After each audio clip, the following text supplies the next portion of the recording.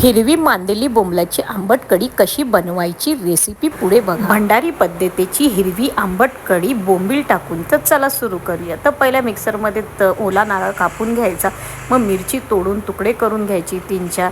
त्यानंतर कोथिंबीर घ्यायची, तिची बारीक तुकडे करून देठं काढून घ्यायची आणि ते देठं काढून घेतल्यानंतर एका मिक्सरच्या बाउलमध्ये ते मिक्स करायचे।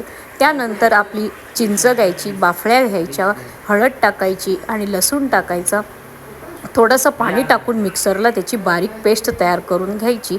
जाडसर आहे की नाही हे चेक करून घ्यायचं। अजून पाणी टाकून बारीक करून एका टोपामध्ये ते काढून घ्यायचं। एका टोपामध्ये काढून घेतल्यानंतर मिक्सरमध्ये लागलेल्या मिक्सर पूर्ण भरून घ्यायचा आणि त्याच्यातलं सगळं मिश्रण परत एका टोपामध्ये असं ओलं करून सगळं पूर्ण काढून घ्यायचं। अशा पद्धतीने मग ती पाणी टाकून ढवळून घ्यायची। चवीनुसार त्याच्यामध्ये मीठ टाकायचं आणि त्याच्यामधली चिंच जी आहे ती थोडीशी काढून जी घोळ झालेला आहे चिंचेचा तो काढून घ्यायचा आणि घोळ काढून घेतल्यानंतर ती गॅसवरती चढवायची। गॅसवरती चढवल्यानंतर तिचा आंबटपणा जरा चेक करून घ्यायचा, आंबट कशी आहे ते। गॅसवर चढवल्यानंतर आपण मांदेळी मोरलीवरती साफ करून घ्यायची। बघा कशी साफ केली जातात मांदेळी। त्यानंतर ह्याच्यामध्ये मांदेळी, बोंबील असं मिक्स तुम्ही टाकू शकता।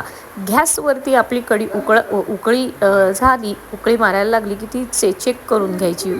चवीनुसार मीठ टाकायचं आणि त्यामध्ये टाकायची आपली मांदेळी। अशा पद्धतीने आपली तयार आहे बोंबलाची हिरवी आंबट